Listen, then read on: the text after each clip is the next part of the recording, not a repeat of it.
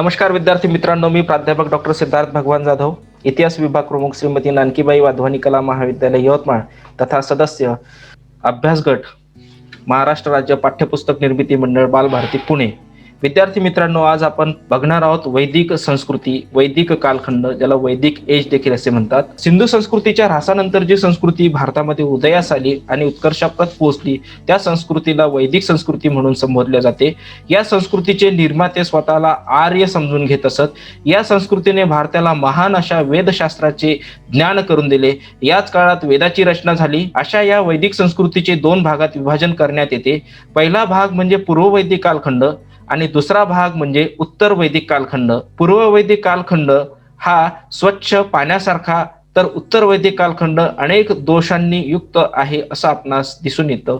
सिंधू संस्कृतीला द्रविडी संस्कृती देखील म्हणतात. या संस्कृतीचा नाश आर्यांनी केला. त्यांनी सिंधुवासियांना पराभूत केले. ते जिंकले कारण त्यांच्याजवळ प्रगतशील अशी शस्त्र होती. त्याचबरोबर ते अश्वारूढ होते.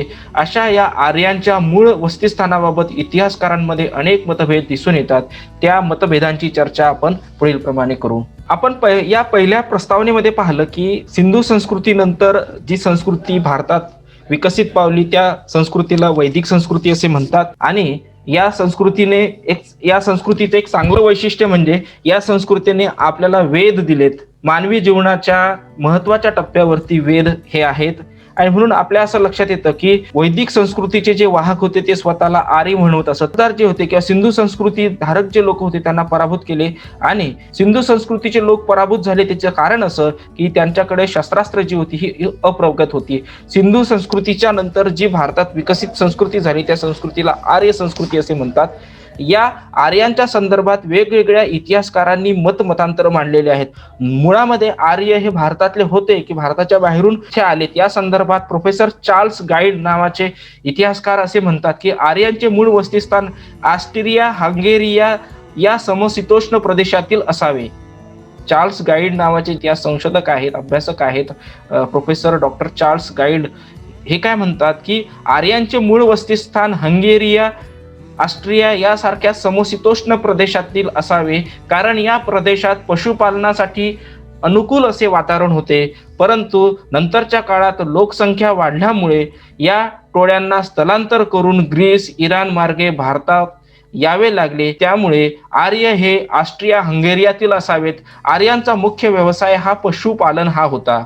त्यानंतर प्रोफेसर मॅक्स मुलर यांच्या मते आर्यांचे मूळ वस्तीस्थान हे मध्य आशियातील असावे, कारण इराणी लोकांचा धर्मग्रंथ अवेस्ता आणि आर्यांचा वेद यामध्ये विलक्षण साम्य आहे. या दोन्ही देशाच्या लोकांचे मूळ वस्तीस्थान एकच असावे अशा प्रकारचं मत मॅक्स मुलर या इतिहास तज्ञांनी मांडलेलं आहे. त्यांच्या मते आर्यांचं मूळ वस्तीस्थान हे मध्य आशिया हे असावे, कारण या लोकांचा मूळ ग्रंथ जो होता, इराणी लोकांचा मूळ ग्रंथ हा अवेस्ता होता आणि आर्यांचा वेद यामध्ये मोठ्या प्रमाणामध्ये साम्य होतं असं आपल्या निदर्शनास येतं. त्यानंतर लोकमान्य टिळकांच्या मते आर्यांचे मूळ वस्तीस्थान हे उत्तर ध्रुव असावे आणि तेथूनच खैबर खिंडीच्या मार्गे हे लोक भारतात आले असावे. पुढे लोकमान्य टिळक असे म्हणतात की आर्य अशा प्रदेशातून आले की जेथे अनेक दिवसांची उषा, अनेक दिवस सूर्यास्त होत नाही. म्हणजे अनेक दिवसांची उषा आणि अनेक दिवसांची निशा असा कोणता प्रदेश आहे की जिथे अशा प्रकारचं भौगोलिक वातावरण आहे, तर असा जो काही प्रदेश आहे तो उत्तर ध्रुव आहे. उत्तर ध्रुवावर मोठ्या प्रमाणामध्ये 6 महिन्याची रात्र आणि 6 महिन्याचा दिवस त्या ठिकाणी असतो, कारण सूर्याची जी काही किरणं आहेत, आपल्याला माहिती की सूर्य, पृथ्वी आणि विषुववृत्त, आपला जो काही भारत देश आहे, आफ्रिका खंड आहे, हा विषुववृत्ताच्या अगदी जवळ येतो. पण उत्तर ध्रुव जो आहे हा भारताच्या वरती म्हणजे जम्मू काश्मीर, भारतामधील जम्मू काश्मीर, नंतर चीन, नंतर मंगोलिया, नंतर रशिया आणि रशियाच्या वरती जो काही टोक येतं त्याला उत्तर ध्रुव असे म्हणतात. आणि म्हणून लोकमान्य टिळकांच्या मते की जिथं 6 महिन्याची उषा आणि 6 महिन्याची निशा असते अशा भागातून आर्य लोक आले असावेत. त्यांनी आपलं हे जे मत आहे हे Antarctic home in the Vedas नावाच्या ग्रंथामध्ये मांडलेलं आहे. त्यानंतर आहे भारतातील राष्ट्रवादी विचारधारेचे जे काही इतिहासकार आहेत त्यांनी असं म्हटलं आहे की आर्यांचे मूळ वस्तीस्थान हे सप्तसिंधूच्या नद्याच्या प्रदेशातील आहे. म्हणजे हिमालयातून ज्या काही सप्तसिंधू नद्या वाहतात, फॉर एक्झाम्पल मग आपण उदाहरणादाखल नद्या पाहू शकतो, सिंधू, रावी, सतलज, झेलम, चिनाब यासारख्या ज्या काही नद्या आहेत, या नद्यांच्या भूप्रदेशामध्ये ह्या भूप्रदेशातील हे लोक असावेत अशा प्रकारचं राष्ट्रवादी इतिहास लेखकांनी मत मांडलेलं आपल्याला दिसून येते. म्हणून ऋग्वेदात देखील सप्तसिंधूंच्या नद्यांचा प्रदेशांचा उल्लेख येतो. सिंधू, झेलम, चिनाब, रावी, सतलज, व्यास आणि सरस्वती ह्या नद्या हिमालयातून उगवून वायव्येला जाऊन अरबी समुद्रामध्ये मिळतात. म्हणून या प्रदेशातील हे लोक असावेत अशा प्रकारचं मत राष्ट्रवादी इतिहासकारांनी मांडलेलं आपल्याला दिसून येते. या प्रदेशातूनच आर्यांच्या टोळ्या भारताबाहेर गेल्या असाव्यात, हेच आर्यांचे मूळ वस्तीस्थान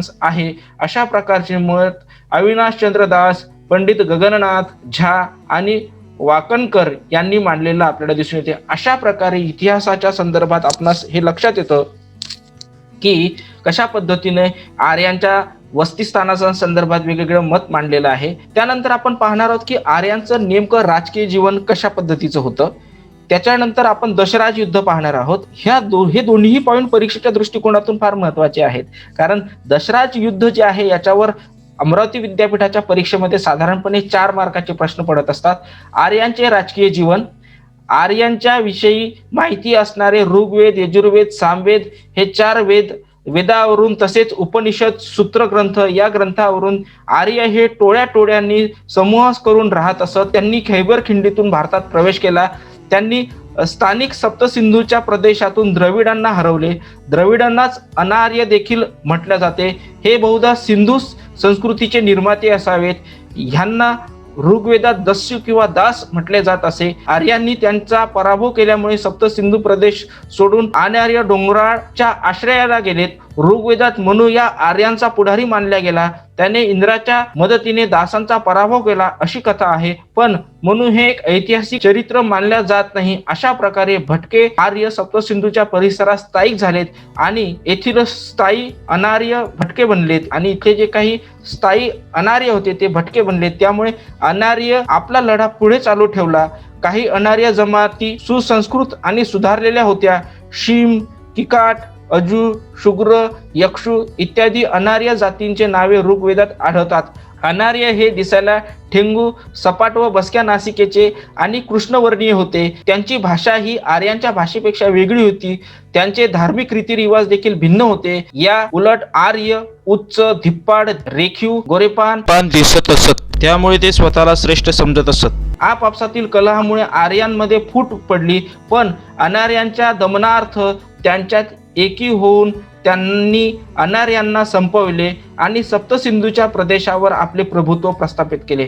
अशा प्रकारे एकंदरीत आर्यांचे राजकीय जीवन दिसून येते. आपण पाहिलं की सिंधू संस्कृतीचा ऱ्हासाची कारणं ज्यावेळेस आपण पाहत होतो त्यावेळेस आपल्या असं लक्षात येतं की वायव्य सीमेतून जे लोक आले त्यांनी स्थानिक लोकांना पराभूत केलं. स्थानिक लोक पराभूत काय झाले तर त्यांच्याजवळ तशा प्रकारची प्रगत शस्त्रास्त्र नव्हती. शिवाय आपल्याला माहिती आहे की हडप्पा संस्कृतीमध्ये मोठ्या प्रमाणात वेगवेगळ्या प्राण्यांना मांसाळलेलं आपल्याला दिसून येतं. वेगवेगळ्या प्राण्यांना माणसांची ओळख झालेली होती, पण घोडा मात्र हा एक असा प्राणी होता की ज्याची ओळख माणसाला झालेली नव्हती. आर्यांचं प्रमुख वाहन हे घोडा होतं आणि म्हणून वेगाने ते भारतात आलेत. स्पीडनं त्यांनी आक्रमण केलं, त्यांना पराभूत केलं आणि पराभूत केल्यानंतर आपला प्राण वाचवण्यासाठी जे काही स्थानिक लोक होते ते दक्षिणेकडे काही वळालेत, काही इकडे तिकडे वळालेत आणि यांच्यामध्ये सत्ता संघर्ष सुरू झाला. महात्मा फुलेंनी या संदर्भात फार चांगलं विश्लेषण त्यांच्या ग्रंथामध्ये गुलामगिरी नावाच्या ग्रंथामध्ये केलेलं आहे. आणि महात्मा फुले त्यांच्या ग्रंथाच्या विश्लेषणामध्ये असं म्हणतात, आर्य अनार्यांच्या संघर्षाच्या संदर्भात महात्मा फुले असं म्हणतात की आर्य इथं आलेत, आर्यांनी अनार्यांना पराभूत केलं. का पराभूत केलं तर त्यांची शस्त्रास्त्र मात्र ही आधुनिक नव्हती, त्यांच्याजवळ शस्त्रास्त्र नव्हती. त्यामुळे आर्यांनी अनार्यांना पराभूत केलं आणि इथून खऱ्या अर्थानं पुढे जाती व्यवस्था निर्माण झाली असं त्यांच्या सांगण्यातून दिसून येतं. त्याचबरोबर दुसरा मुद्दा असा आहे की आर्य ज्यावेळेस आले तर ते एकटे एकटे आले, त्यांनी त्यांच्याबरोबर स्त्रिया आणल्या नाहीत. अनार्यांच्या ज्या स्त्रिया होत्या त्यांना त्यांनी बंदिस्त केलं, त्यांना कोंडून ठेवलं. म्हणजे हे जे काही दागदागिने अलंकार म्हणून आज वापरल्या जातात, ही दागदागिने अलंकार त्या काळामध्ये ते गुलामीचे जखडबंद होते आणि आज मात्र मोठ्या प्रमाणात त्याला दागिना अलंकार म्हणून घेतलं जातं. आर्यांना ही भीती होती त्या कालखंडामध्ये की या स्त्रियांना जर का मोकळं सोडलं तर ह्या स्त्रिया अनार्यांकडे म्हणजे त्यांच्या पूर्वाश्रमीच्या मालकांकडे जातील आणि ते संगणमतानं पुन्हा आपल्यावर हल्ला करतील. आणि म्हणून हा आर्य अनार्यांचा संघर्ष गेल्या कित्येक वर्षापासून सुरू होता असं आपणास दिसून येतं. त्यानंतर आपण मुद्दा पाहणार आहोत की दशराज युद्ध. 4 मार्कांच्यासाठी अतिशय महत्वाचा हा प्रश्नांचा इतिहास आर्य अनार्य यांच्या संघर्षापासून सुरू होतो. त्यांना प्रारंभिक अवस्थेत सिंधूच्या खोऱ्यात संघर्ष करावा लागला. प्रथमतः सिंधू नदीच्या काठी आर्यांनी आपले वसतिस्थान केले. आपण सुरुवात करतोय दशराज युद्ध. 4 मार्कासाठी हा प्रश्न महत्वाचा आहे. दशराज युद्ध, याला दशराज युद्ध का म्हणतात तर 10 राजांनी एकत्र येऊन हल्ला केला म्हणून याला दशराज युद्ध असे म्हणतात. आर्यांचा इतिहास आर्य अनार्य यांच्या संघर्षापासून सुरू होतो. त्यांना प्रारंभिक अवस्थेत सिंधूच्या खोऱ्यात संघर्ष करावा लागला. प्रथमतः सिंधू नदीच्या काठी आर्यांनी आपले वसतिस्थान केले. वसाहती वाढत गेल्या. वसाहती वाढण्यातूनच संघर्ष देखील निर्माण झाले. त्यापैकी ऋग्वेदात दशराज किंवा दशराज यज्ञाचा उल्लेख आढळतो. भरत नावाच्या टोळीने सरस्वती आणि दृश्वती या नद्यांच्या आसपास आपले राज्य स्थापन केले. त्यांचा राजा सुदास होता. त्याला आपला साम्राज्य विस्तार करायचा होता म्हणून त्याने आपला पुरोहित विश्वामित्र याला काढून त्या जागी तस्यू जमातीचा पुरोहित वशिष्ठ यांना नियुक्त केले. या घटनेचा विश्वामित्राला अपमान वाटला. त्याचा बदला घेण्यासाठी त्याने अनु, यदु, तुत्सु, पुरु, पख्त, शिव, विष्पणित यासारख्या 10 राजांना एकत्र करून सुदासाविरुद्ध युद्ध पुकारले. विश्वामित्राच्या या संघात 10 राजांचा समावेश असल्यामुळे या युद्धाला दशराज युद्ध असे म्हणतात. या युद्धात 10 राजांचा पराभव होऊन भरत टोळीचा राजा सुदासने विजय मिळविला. या युद्धातील विजयामुळे सुदासाचा सार्वभौमत्व प्राप्त झाले आणि त्यामुळे आपल्या देशाला भरत टोळीवरून भारत हे नाव पडले. अशा प्रकारचं हे दशराज युद्ध आहे. यामध्ये 2-3 गोष्टी महत्वाच्या आहेत. पहिली गोष्ट अशी की भरत नावाची टोळी होती आणि ही टोळी सरस्वती आणि दुष्वंती या नदीच्या आसपास त्यांचं राज्य होतं. भरत नावाच्या टोळीच्या शासकाला साम्राज्य विस्तार करायचा होता.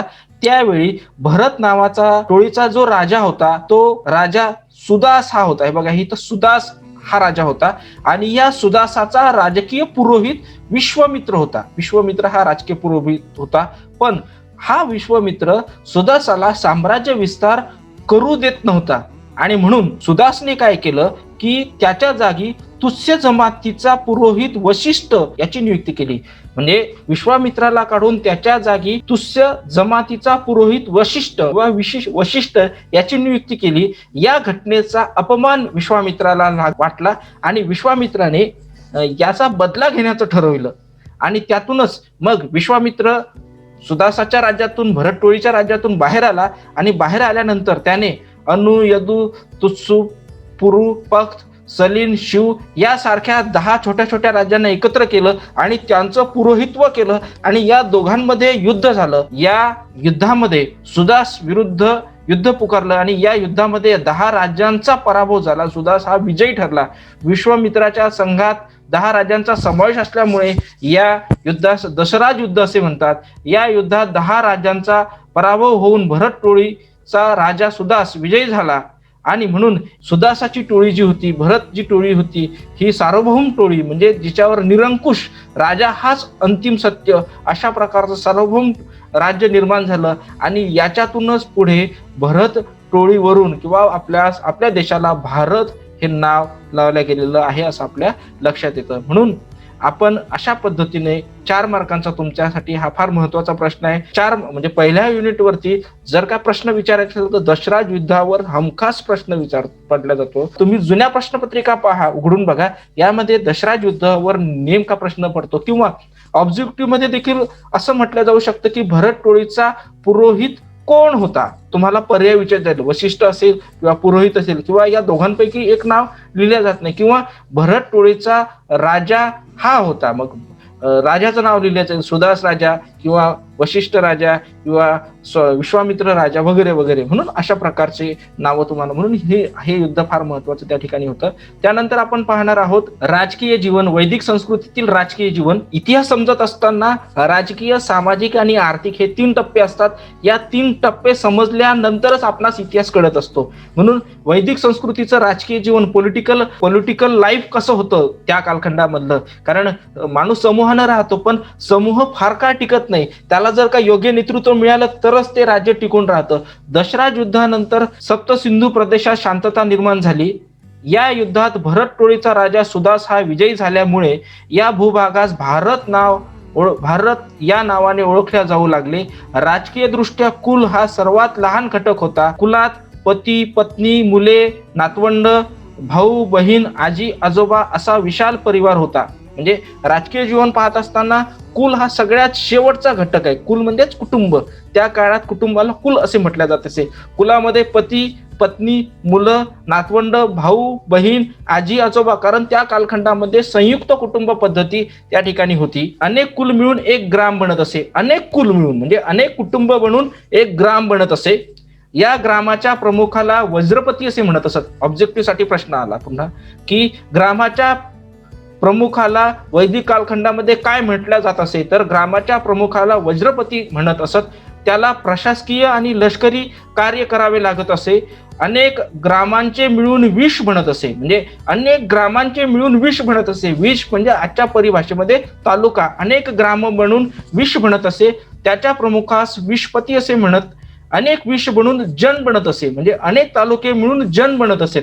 आणि या जनाच्या प्रमुखाला म्हणजे अनेक जिल्हे मिळून राज्य बनत असे. आणि या जनाच्या प्रमुखाला राजन असे म्हटलं जात असे. अशा पद्धतीनं राजकीय परिस्थिती त्या कालखंडामध्ये होती आपणास दिसून येते. फार सोपं आहे. इतिहास म्हणजे सोपा असतो, इतिहास कठीण नसतो. इतिहास पण दुर्दैवानं होतं काय की तुम्ही त्याच्या सानिध्यात जात नाही, त्यामुळे तुम्हाला तो इतिहास कठीण वाटायला लागतो. बघा किती सोपं होतं. कुल म्हणजे कोण? पती, पत्नी, मुलं, नातवंड, आजी, आजोबा, संयुक्त कुटुंब पद्धती. अनेक कुल बनून ग्राम बनत असे. ग्रामाच्या प्रमुखाला वज्रपती किंवा ग्रामिणी म्हणत असेत. अनेक ग्राम बनून विष बनत असे. विषाच्या प्रमुखाला विषपती म्हणत असत. आणि अनेक विष बनून त्या ठिकाणी जन बनत असे. आणि जनाच्या प्रमुखाला राजन म्हटल्या जात असे. म्हणून अशा प्रकारे त्या कालखंडातील पूर्ववैदिक काळातील राजकीय परिस्थिती होती. पूर्ववैदिक कालीन राजकीय परिस्थितीचा आढावा घेत असताना राजा, पुरोहित, सेनापती, सभा समित्या हे देखील महत्वाचे होते. राजा हा सर्व सत्ताधिकारी जरी असला तरी अंतिम नसे. राजावर नियंत्रण ठेवण्यासाठी सभा आणि समित्या ह्या त्या कालखंडामध्ये होत्या. वैदिक काळात वैदिक कालीन राजकीय परिस्थिती पाहणे महत्वाचे ठरते. म्हणून ही झाली कुटुंब पद्धती. राजा, पुरोहित, सेनापती, सभा आणि समित्या याच्यावर देखील 4 मार्काचा प्रश्न पडत असतो. तो अभ्यासक्रमाच्या दृष्टिकोनातून महत्वाचा आहे. म्हणून राजाचं काय कर्तव्य होतं, सेनापतीचं काय कर्तव्य होतं, पुरोहिताचं काय कर्तव्य होतं, सभा आणि समित्यांचा नेमका अर्थ काय, सभा आणि समित्यांचा नेमका अर्थ नाही तर त्यांचे कार्य कोणते होते. राजावर नियंत्रण ठेवणारी ही त्या काळातली एक यंत्रणा होती जिला सभा समित्या म्हटल्या जात असे. आणि म्हणून राजा हा अंतिम सत्ताधीश जरी असला पण निर्णय घेत असताना त्याला त्याच्या पदावरून बरखास्त करण्याचं काम या राजकीय सभा आणि समित्यांचं होतं. म्हणून 4 मार्कांसाठी या प्रकरणावरती हा दुसरा प्रश्न पडू शकतो. राजा. वैदिक काळात राजा हा सर्व सत्ताधिकारी होता. वैदिक काळात राजा हा सर्व सत्ताधिकारी होता, परंतु राजा हा विश्वस्त या नात्याने सत्ता चालवत असे. त्याने प्रजेवर धर्मानुसार राज्य करावे अशी अपेक्षा होती. त्याने धर्माविरुद्ध आचरण केल्यास किंवा त्याने जुलूमस्ती केल्यास त्याला पदच्युत केले जात असे. राज्यकारभारात राजाला मदत करण्यासाठी काही अधिकाऱ्यांची नियुक्ती केल्या जात असे. त्यास पुरोहित, सेनापती असे नाव त्या काळात होती. पुरोहिताला राजदरबारात अत्यंत मानाचे स्थान होते. राजकीय आणि धार्मिक बाबतीत पुरोहिताचा सल्ला महत्वाचा मानला जात असे. राजाचा तो प्रमुख सल्लागार असून मंत्रिमंडळाचा देखील तो प्रमुख होता. तत्कालीन समाजात वशिष्ठ, विश्वामित्र हे त्या काळात नावाजलेले पुरोहित होते असे आपल्या लक्षात येतं. पुरोहित म्हणजे राजाला धार्मिक बाबतीत सल्ला देणारा एक अधिकारवाणीने महत्वपूर्ण व्यक्ती होता. नव्हे धार्मिक बाबतीतच नाही तर राजकीय बाबतीत देखील तो सल्ला त्याला त्या ठिकाणी देत असे. त्यानंतर आहे सेनापती. हा लष्कराचा प्रमुख असे. त्याची नियुक्ती राजा करत असे. सैन्य भरती करणे, युद्धांचे युद्ध मोहिमांचे नेतृत्व करणे, शस्त्रास्त्रांची घोड्यांची देखरेख ठेवणे इत्यादी कामे सेनापतीला पार पाडावी लागत असत. आर्य अनार्यांच्या सततच्या संघर्षामध्ये सेनापतीला आणि सैन्याला विशेष महत्व प्राप्त झालं होतं असं आपल्या लक्षात येतं. त्या कालखंडातली सैन्य व्यवस्था कशी होती याची माहिती आपण पाहतो आहोत. सैन्याचे दोन भाग होते. एक पदातीत भाग म्हणजेच ज्याला पायदळ म्हटलं जातं. पदाती म्हणजेच पायदळ, तसंच रथीर म्हणजेच रथात बसून युद्ध करणारे. ऋग्वेदात अश्वरोहाचा उल्लेख मात्र आढळून येत नाही. फार महत्वाचं स्टेटमेंट आहे की ऋग्वेदामध्ये अश्वरोह म्हणजे घोड्यावर बसून, तरी सैन्यात घोडदळ नव्हते असे नाही. युद्धात धनुष्यबाण, तलवार, भाला, कुऱ्हाड ही मुख्य शस्त्र होती. बाणांचे दोन प्रकार होते, एक विषारी बाण आणि दुसरा बिनविषारी बाण. विषारी बाणाचे टोक शिंगापासून बनवले जात असे, तर बिनविषारी बाणाचे टोक हे तांब्याचे किंवा दगडाने बनवलेले जात असे. म्हणजे काय केलं जायचं की त्या कालखंडात हरणीचं शिंग असेल किंवा जंगली प्राण्यांचे जे शिंग होते त्याला विषामध्ये टेकून ठेवले जात असे, भिजून ठेवले जात असे. म्हणजे सापाचं विष असेल किंवा विंचवाचं विष असेल किंवा आणखी जे काही विषारी पदार्थ आहेत द्रवरूप, त्याला मुरून ठेवलं जात असे आणि मग युद्धाच्या वेळी ते विषारी बाण म्हणून वापर केला जात असे. आणि जखमी करण्यासाठी दगडाचे किंवा तांब्याच्या टोकाचे बाण त्या काळात वापरले जात असे. युद्धसमयी ध्वज, पताका तसेच सैन्यामध्ये वीरश्री निर्माण व्हावी म्हणून ढोल, तुतारी, शंख यांचा वापर मोठ्या प्रमाणात केला जात असे. आणि संरक्षणासाठी युद्ध कवच, शिरस्त्राण, ढाल यांचा देखील वापर केला जात असे. अशा प्रकारे एकंदरीत सैन्याचं व्यवस्थापन होतं. या भागामध्ये आपण पाहिलं की सैन्य महत्वाचा भाग घटक होता आणि युद्ध करत असताना वेगवेगळ्या प्रकारचे हत्यारांचा वापर केला जात असे. मग तलवारी असेल, भाले असेल, कुऱ्हाडे असेल. त्याचबरोबर रथदळ आणि पैदळ हे दोन भाग आपण पाहिलेत. त्याचबरोबर बाणांचे विषारी आणि बिनविषारी प्रकार पाहिलेत. युद्धप्रसंगी पताका ज्याला ध्वज म्हटलं जात असे ते फार महत्वाची होती. आणि दुसरा महत्वाचा मुद्दा असा की युद्धामध्ये सैन्य युद्ध सुरू करण्यापूर्वी आणि सैन्यामध्ये जोश निर्माण व्हावा म्हणून तुतारीचा, ढोल, ताशांचा वापर केला जात असे. आपल्याला महाभारतात माहिती आहे की शंखाचा नाद करून युद्धाची सुरुवात होत असे आणि शंख वाजल्यानंतर युद्ध समाप्त होत असे. प्राचीन भारतातील युद्ध नीतीवर देखील एखाद्या वेळेस आपण छान पद्धतीने व्याख्यान देऊ, कारण युद्धाचे देखील काही नियम होते. आपल्याला माहिती आहे की रामायण महाभारतामध्ये जे काही म्हणजे त्यातल्या त्यात महाभारतामध्ये जे काही युद्ध झालं ते एकदा शंकू फुकल्या गेला की युद्ध बंद होत असे. म्हणजे सूर्योदयापासून तर सूर्यास्तापर्यंत.